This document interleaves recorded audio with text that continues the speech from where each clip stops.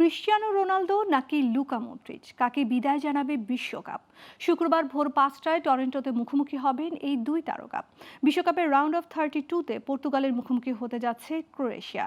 এটি হতে পারে ফুটবল ইতিহাসের অন্যতম সেরা দুই তারকার শেষ বিশ্বকাপ দ্বৈরথ। ক্লাব ফুটবলে একসময় একই ড্রেসিং রুম ভাগাভাগি করেছেন রোনালদো ও মডরিচ। রিয়াল মাদ্রিদের জার্সিতে চ্যাম্পিয়ন্স লিগ, ক্লাব বিশ্বকাপ, লা লিগা সহ ইউরোপিয়ান ফুটবলের প্রায় সবকটি ট্রফি উঠেছে তাদের হাতে।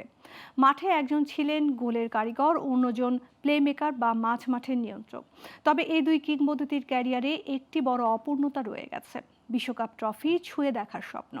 বয়স বিবেচনায় এটি হতে পারে দুজনের শেষ বিশ্বকাপ।